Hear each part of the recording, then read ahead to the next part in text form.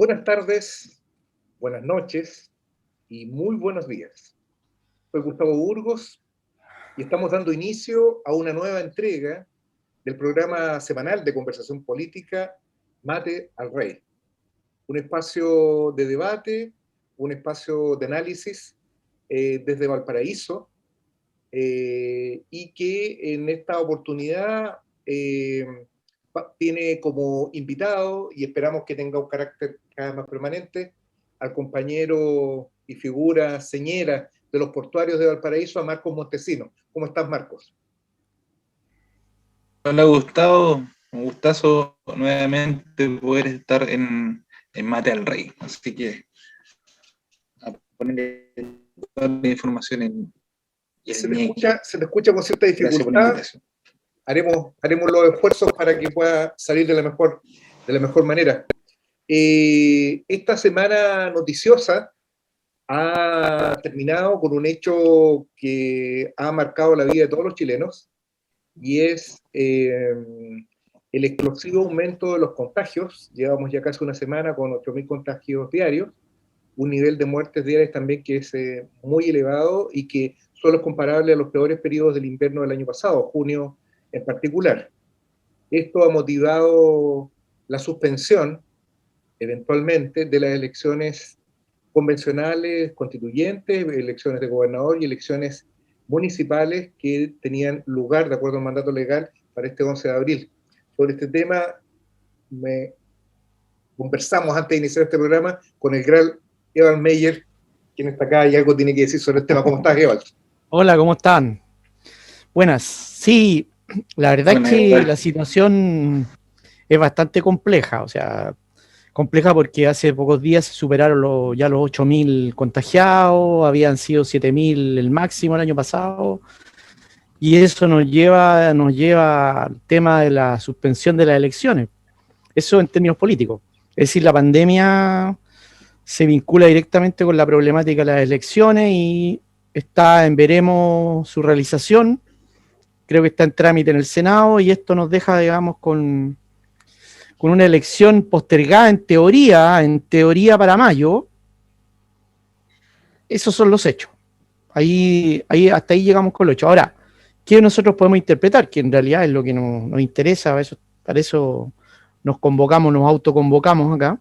Y es que en el fondo el gobierno de Piñera, la dictadura ya de facto, todo reconocido por muchos medios en el extranjero, está ganando tiempo y está tratando de articular esta elección ya ni siquiera pensando en el tema de la Constitución. O sea, el tema de la construcción de esta Constitución, que en un principio fue una especie de caramelito que se dio después del estallido social, simplemente ha pasado a segundo o tercer plano con una elección que es básicamente ritual, pero que no tiene mayor alcance. Y la dictadura ha tratado de buscar tiempo, y en esto está viendo un espacio temporal bastante importante, ¿no? Para tratar de sofocar las urgentes reformas que se necesitan y además las movilizaciones que hasta antes de que se agudizara la cuarentena directa, en la que está metido el 70% de Chile, venían bastante fuertes, ¿no? Ahí por ahí Gustavo después va a tocar el tema del problema del sur, digamos, el problema de Hualmapu, y por lo tanto entonces yo creo que hay un problema grave acá de gobernabilidad y una crisis democrática de proporciones que no hemos vivido hace por lo menos unos 40, 50 años, quizás más, diría yo, ¿eh? Quizás más. Creo que la democracia acá simplemente aparece como un cartel de señalética, digamos, altamente violable, como decía.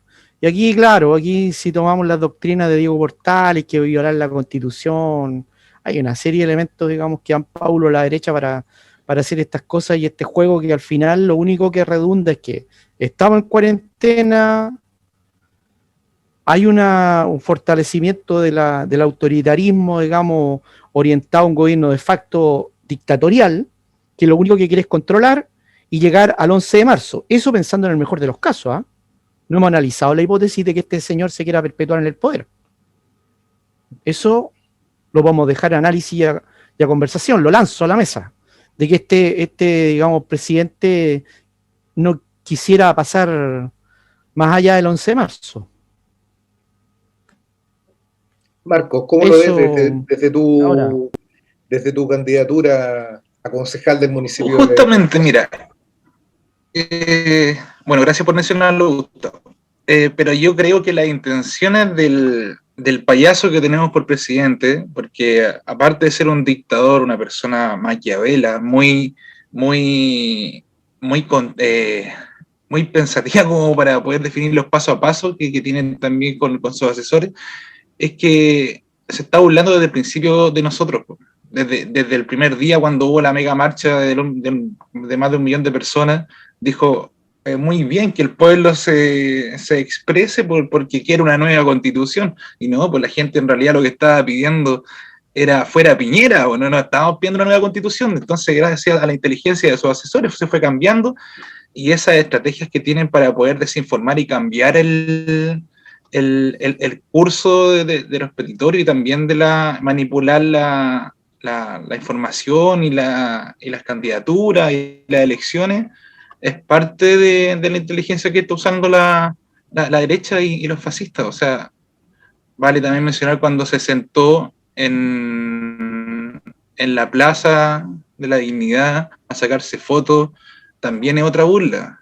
Que también quiera correr las elecciones, es otra burla, está abusando de su poder como todo dictador, y yo creo que tiene todas las probabilidades de que quiera perpetuar su dictadura, como lo dice el compañero Eval. Así que, nada, yo creo que en base a eso, yo creo que hay que llamar desde ya a poder organizarse, movilizarse y de alguna forma rebelarse con todo el poder que requiere el pueblo. No podemos permitir llegar hasta ese momento.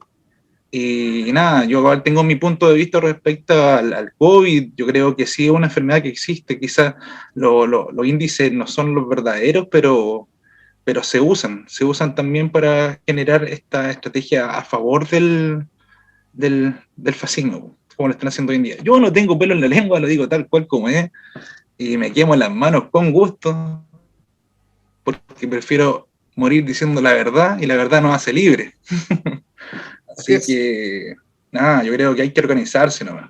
Yo quería hacer una observación que tiene que ver con un hecho anecdótico a esta altura, que es algo que fue observado por nuestro ministro Enrique París, ¿no? Quien aludió un cierto contubernio, ni más ni menos que entre el New York Times y creo que el Washington Journal, me parece que son esos medios. Washington Post, licenciado, Washington Post. Washington Post, muchas gracias, don Sergio, siempre atento a este tipo de cosas trascendentes.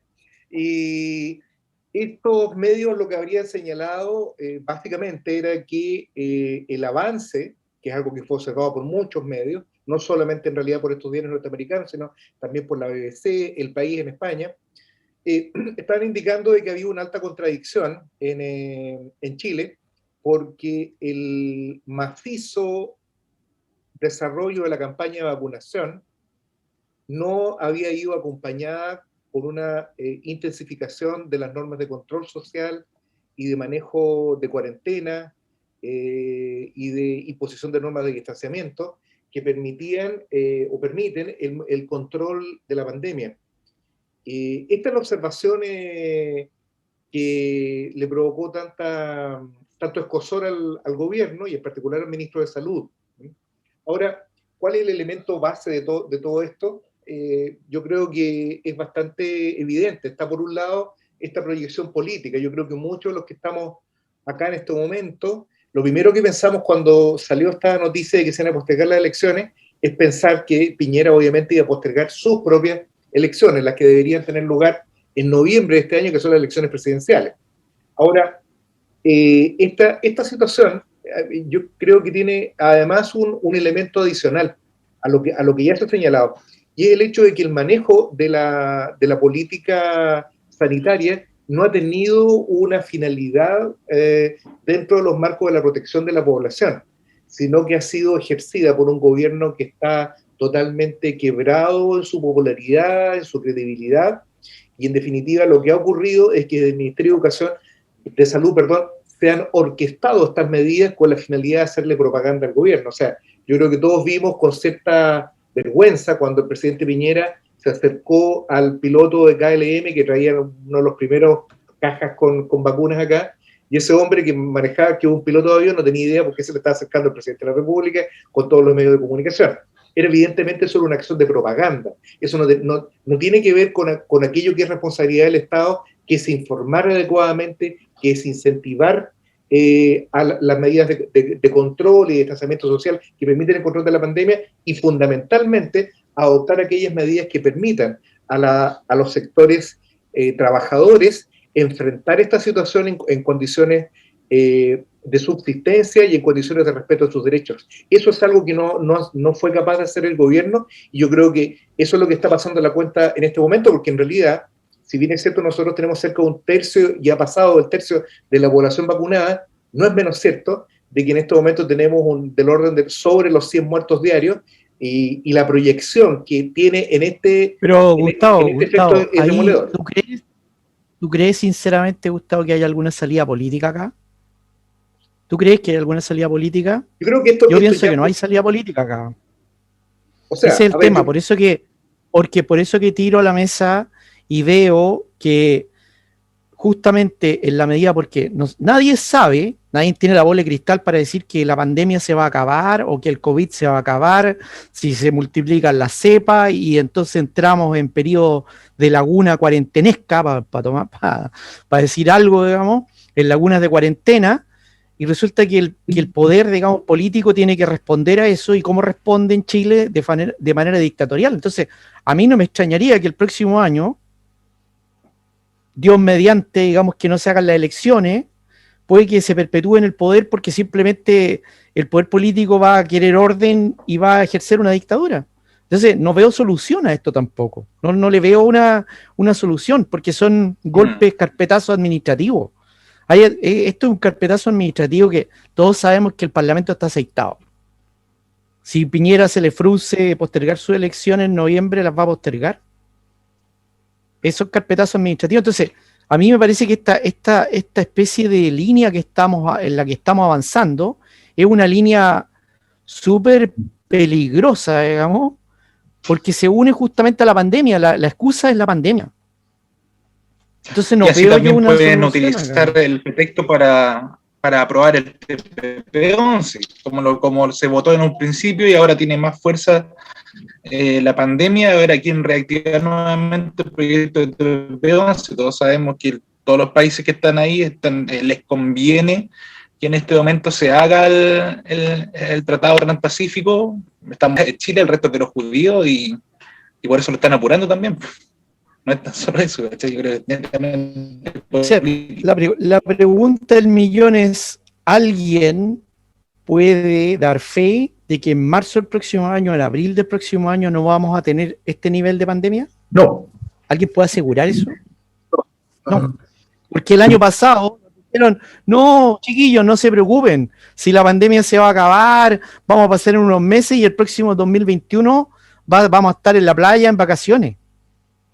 Entonces, la pregunta es, ¿estamos arrastrando esto? Y el poder político lo sabe, calcula esto. Entonces, además, todos sabemos que uno de los grandes rumores que hay es que el permiso de vacaciones no era solamente el permiso de vacaciones, era de alguna manera para avanzar con la economía, pero también daba lo mismo si los contagios venían ahora.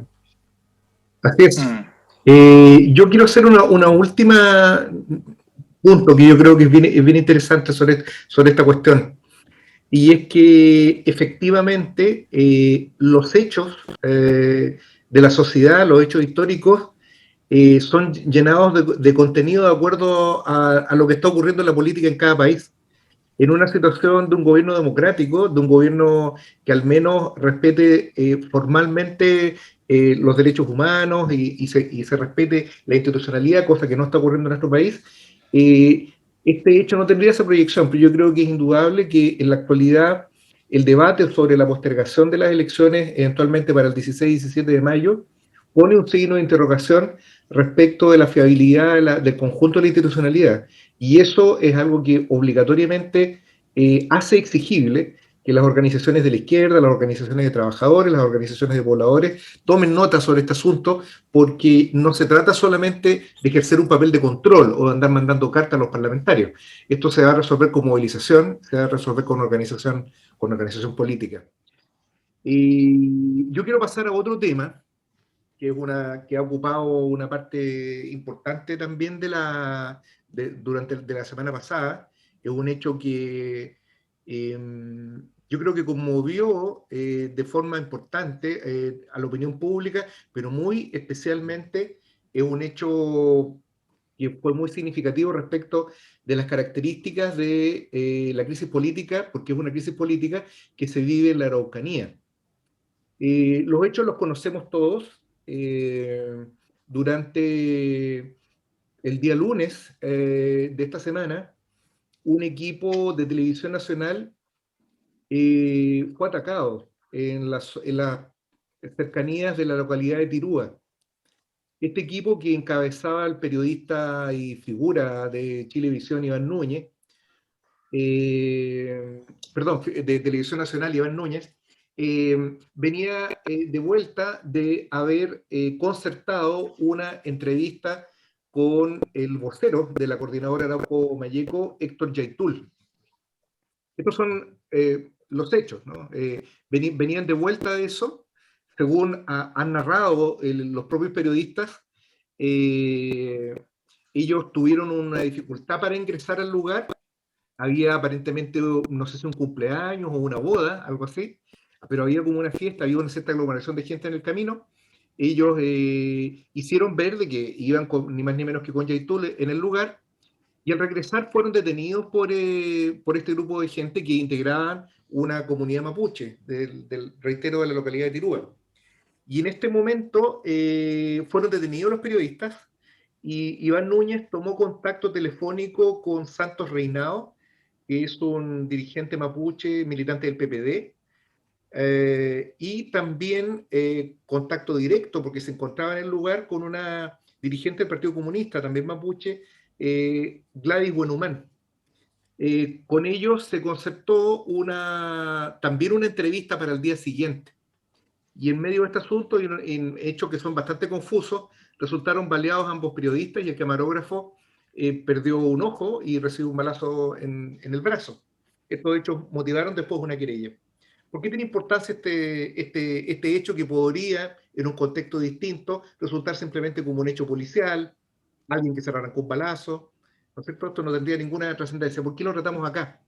Porque acá se puso en evidencia parte de los operativos policiales que, en connivencia con las compañías forestales, se están llevando a cabo, se están llevando adelante en la Araucanía.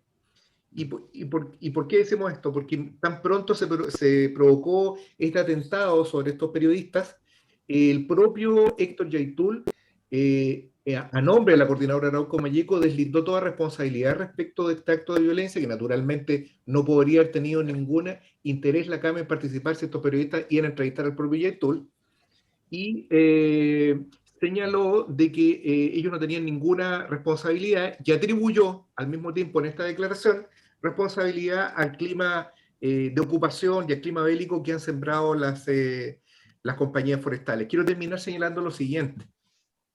El medio de Interferencia, en varias notas durante la semana, ha logrado establecer de que este señor Santos Reinao, que es uno de los dirigentes de esta comunidad mapuche, y repito, ligado al PPD, implicado en campañas que están en este momento en curso, son personas que tienen vínculos comerciales, actúan como contratistas de la compañía manufacturera de papeles y cartones, la famosa papelera del Grupo Mate, que es uno de los más grandes intereses económicos que existe en la zona de la Araucanía. Y esta papelera no solamente tiene vinculaciones con ellos, también, además de Reinao, hay vinculaciones con Buenhumán, con Pilquimán y otros dirigentes mapuches, quienes invariablemente aparecen condenando las acciones de la CAM, y en una línea que la propia CAM ha señalado como una línea yanacona, vale decir, soluciones particulares, soluciones individuales, acá han corrido millones de pesos, a veces ni tantos millones de pesos, pero pequeñas prebendas orientadas a corromper a los dirigentes, un poco en la línea de lo que en su momento planteó el senador Huenchumilla, cuando se le quedó abierto uno de los micrófonos en un curso, en una charla que iba a dar precisamente para la SOFOFA, y en la que él explicó claramente cuál era la forma como las empresas debían abordar el conflicto mapuche, esto es comprando a los dirigentes.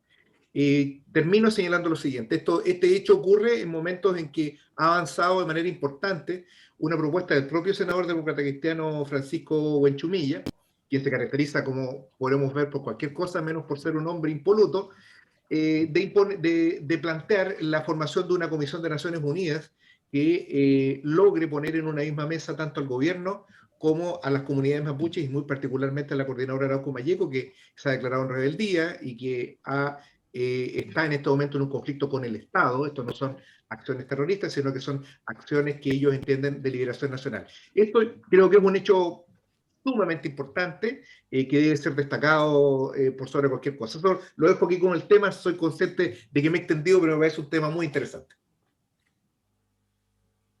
Iván, por favor, o Marco, ¿qué les parece el tema?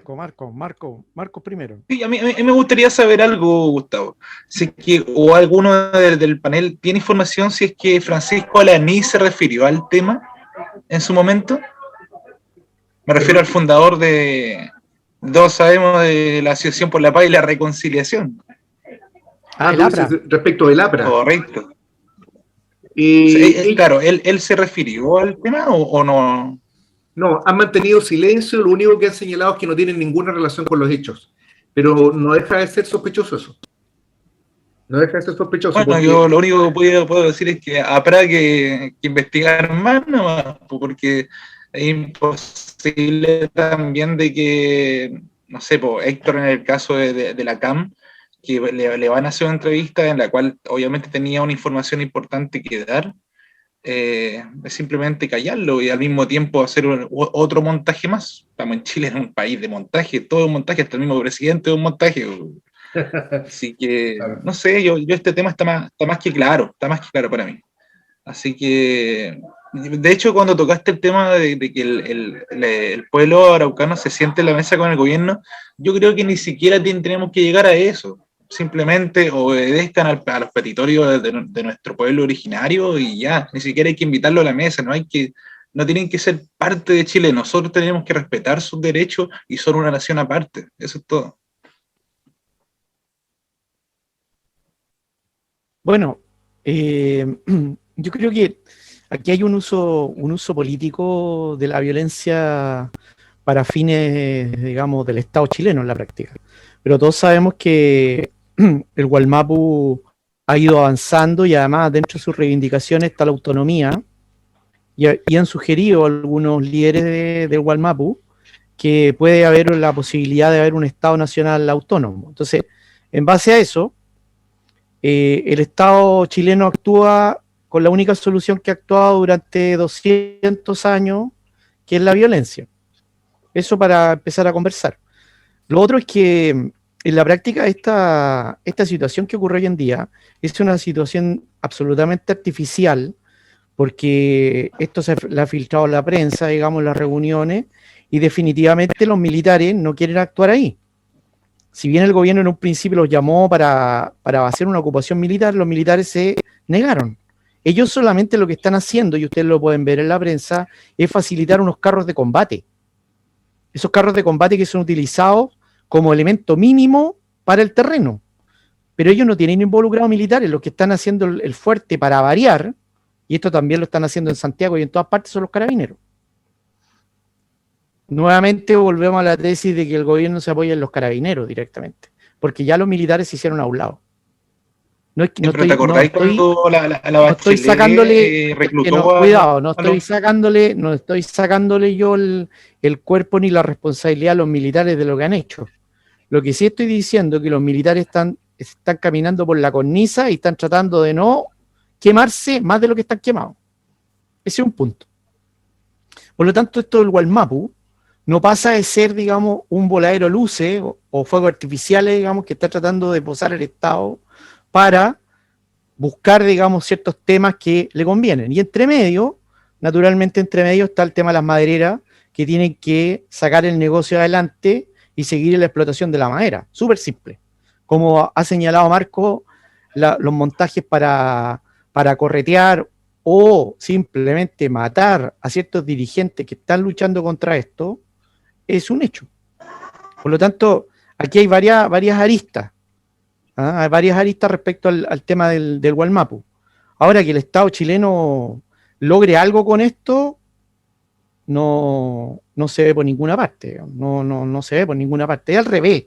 Yo diría que lo único que consigue el Estado chileno es buscar, digamos, más elementos respecto a, y con esto termino, más elementos para obtener, digamos, el petitorio, como dice Marco, de la gente, digamos, que está en el Wallmapu, ¿no?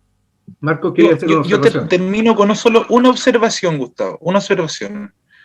Se mostraron las fotos y videos del vehículo que fue atacado supuestamente por la CAM u otras personas, que obviamente sabemos que no. Hay una parte donde el vehículo que fue atacado tiene impactos en todo el costado lateral de una escopeta, ¿cierto? Eso al metal es simplemente para dejar huella, es como, oye, aquí hay una escopeta y fue provocado por un comunero, por ejemplo. Pero no tiene lógica, un comunero o alguien que quisiera hacer un ataque real no ataca el fierro, ataca el vidrio, ¿cachai? Entonces hay que son pequeños detallitos que no saben hacer estos tipos, quizás sí son violentos y todo, pero son tontos en realidad, ¿sí? Sí, acá hay que fijarse en esas cosas. Hay una batalla, como en todos los conflictos, por la legitimidad. Y yo creo que esa batalla el pueblo mapuche la ha ganado hace rato. O sea, yo creo que no hay dos opiniones en el concepto nacional, en el sentido de que, como apuntaba Marco, el pueblo mapuche es otra nación, es otro pueblo, y en consecuencia le asiste el derecho a autodeterminarse, que es el problema fundamental. Ahora, si ellos se quieren independizar, formar otro Estado, tendrán que resolverlo ellos. Los mapuches, aunque a los chilenos nos parezca sorprendente, no son un todo homogéneo. Ellos tienen sus fraccionamientos, como este hecho lo dejó de manifiesto. Dentro del pueblo mapuche, no todos son consecuentes con una línea de autonomía. Hay una línea indudable de colaboración con el Estado e inclusive en su momento sectores dentro del mismo pueblo mapuche que colaboraban con la dictadura. Eso no es sino constatar la existencia de que el pueblo mapuche es un pueblo, no es una identidad ni es un sector de la población que está comandado por una sola idea. Y en ese sentido creo que corresponde desde esta vereda, digamos que es la vereda de los trabajadores, el sostener esa cuestión, pero de manera muy particular, saber vincular esto también con lo que se está viviendo acá en el país, porque esta maniobra que está haciendo el gobierno, que busca la legitimidad a lo que ellos están planteando, es una maniobra que forma parte de una iniciativa general de ir enrelando el movimiento, de ir sacando de la escena a los yaitules, de ir sacando de escena a las organizaciones populares que generan problemas, y como lo veíamos en el programa anterior, todas las transiciones requieren poner en línea a todo el mundo. Y eso no solamente se hace con discursos, también se hace con balazos, se hace con muerte, se hace con secuestros. Y eso es algo que nos enseñó la transición de los 90. Mucho que les duela a los concertacionistas que niegan responsabilidad respecto a estos hechos, pero la historia es la historia. Y en este momento muy probablemente están trabajando en el mismo sentido. Sergio, ¿cómo estamos con los tiempos? ¿Y cuál es su opinión, don Sergio Risenberg, que ha estado hoy día de una manera excepcionalmente silenciosa? Ni siquiera partió el programa presentando, dando alguna idea sobre cómo encarar esta discusión. Yo los dejo a ustedes porque creo que están agarrando un ritmo que cada vez se les hace más natural, en el cual los tres elementos en estos momentos en pantalla están compartiendo tiempo y espacio con ideas bastante brillantes, como las que he tenido ocasión de atestiguar. Ahora, yo creo que hay un tema que me interesaba tocar, que era el hecho de que hay una idea, o se implantó la idea de que los militares no habían querido salir porque no se les garantizaba un cierto grado de impunidad. Y creo que esa idea está muy ligada al hecho de que a lo mismo, con la misma, el mismo principio, habría sido lo que había forzado la firma del acuerdo de paz.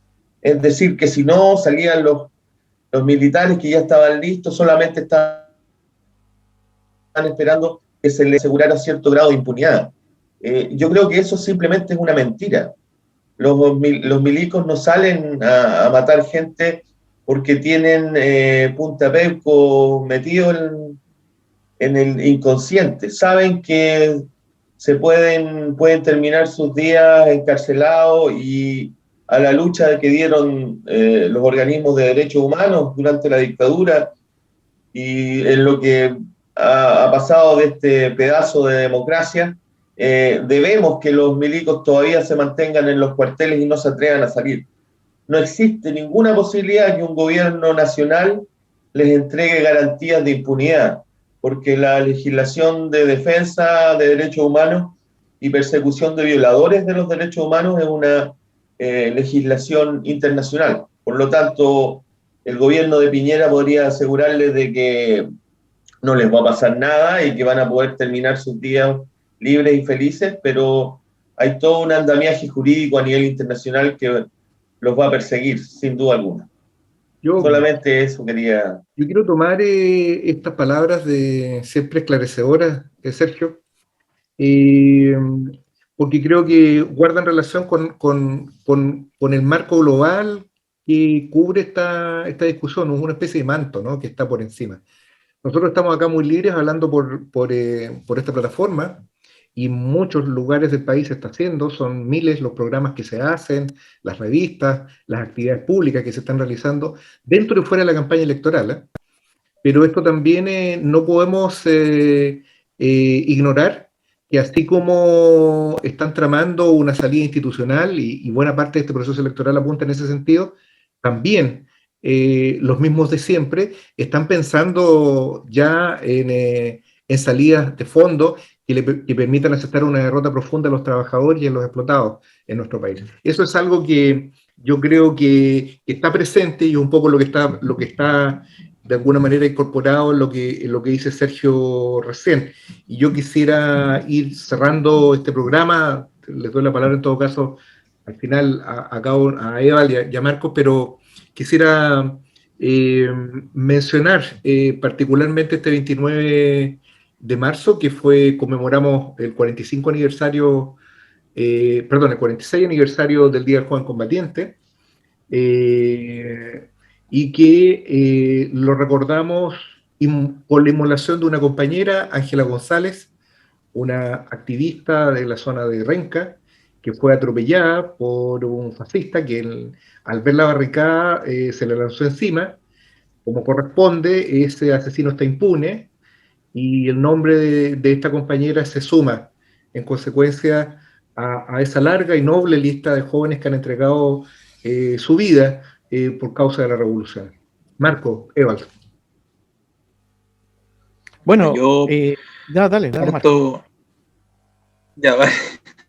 Bueno, parto por rememorar dentro de los compañeros caídos, parto por rememorar a los que nunca se identificaron como tales, como los que supuestamente se quemaron dentro de un supermercado, o en el mismo caso de Valparaíso, que en esta tienda ITES encontraron a personas también baleadas en el tórax, y también el parte de defunción decían que habían muerto por quemadura.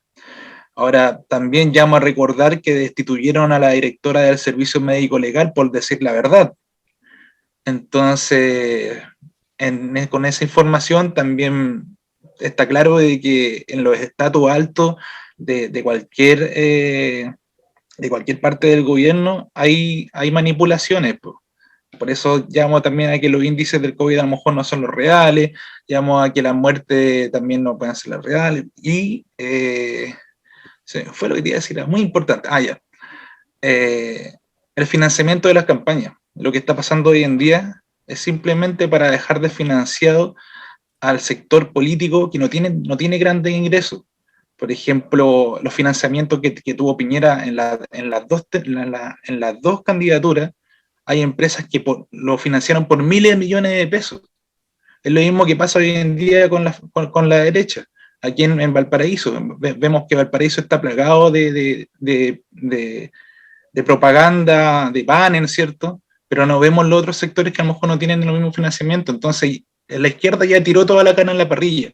No tiene la plata para poder financiarse. Pero en esta extensión, los que van a seguir con publicidad es lastimamente la derecha. Así que llamo a no dejarse guiar por publicidad y ahondar la lucha, porque la lucha empezó hace ya casi 2 años. Eso. Igual.